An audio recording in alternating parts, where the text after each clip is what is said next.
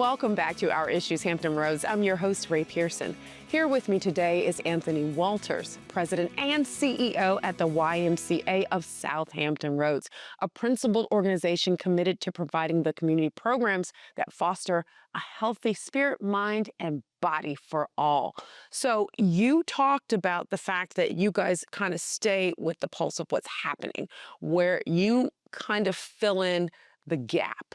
And those gaps change. So how do you work with your partners to have that type of on-time community impact? Yeah. And Rae, you said it even better than I did when you talked about relevance. And we want to be relevant. We also want to protect our community and keep them safe. As you know, our community is surrounded by water. It's one of the most amazing things about the area that we live in. But it also comes with a few dangers because of that, right? We want our young people and our adults to enjoy the water that's being surrounded by. And so it requires us to create trainings and classes and lessons that are focused on safety around that water. Yes.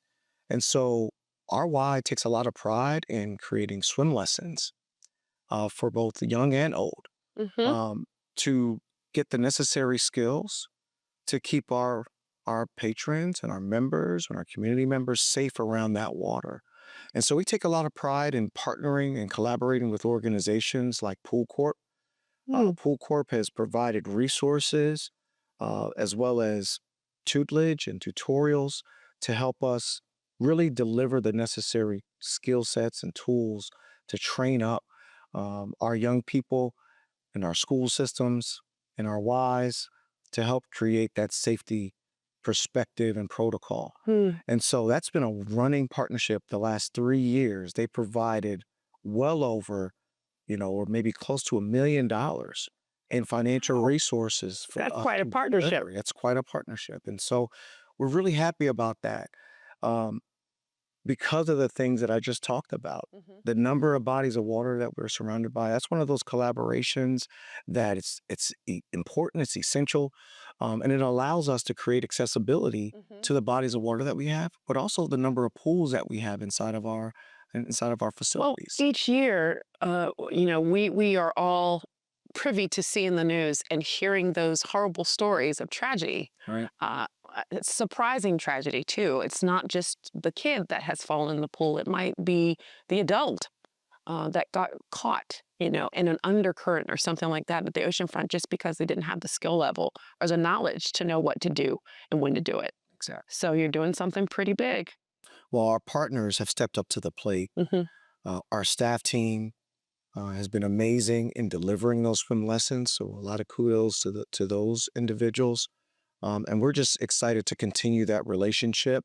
But most importantly, to provide swim lessons to young people who are willing to learn and take that on. It's a generational issue. Yeah. Right. And so there's populations and demographics who are afraid of that water, who've had tragic things happen in their family. We want to break that cycle. We want to help everyone learn how to swim. And so that they can continue to teach their next generation how to do so as well. I'm going to have to bring my family on by. We would love to have you. So tell me, what do you all offer in the area of services and programs that's beyond like fitness? Because I even consider learning how to swim an avenue of fitness. Yeah. Right? Yeah. We have a number of things that are beyond fitness. And we start looking beyond those aspects. We look at how do we serve our young people, our teens. Our teens are in programs like teen leadership, youth in government. We have something called Y Achievers.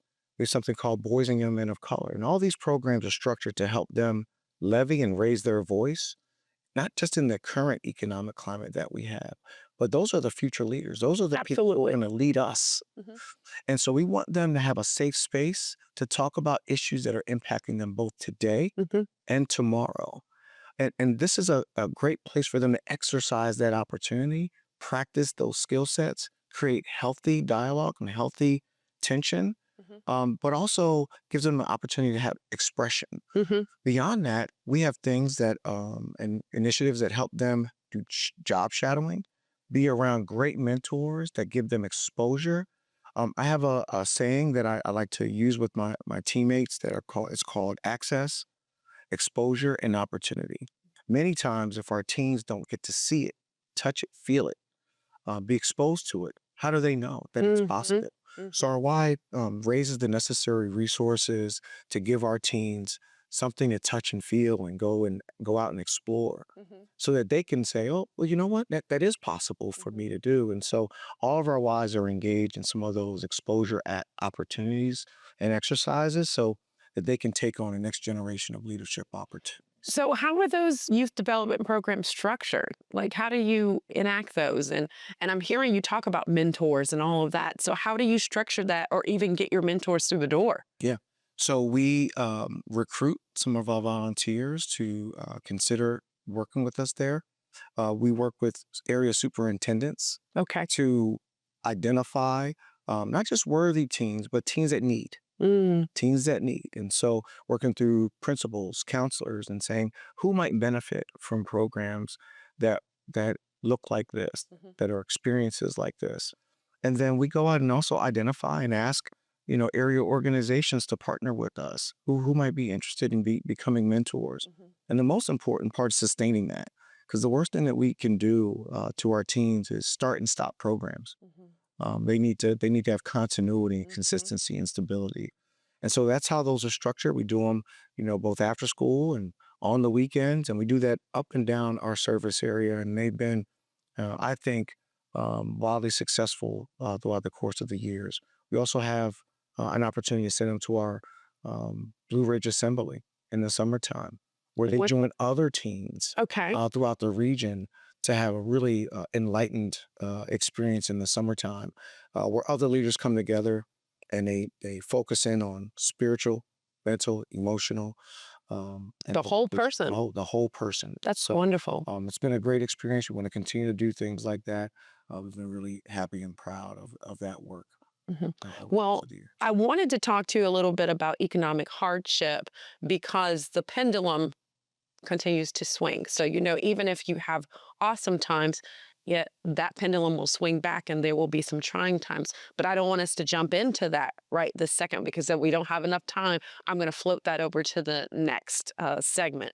After the break, we'll let you know what the YMCA of Southampton Roads has planned for the community in the future.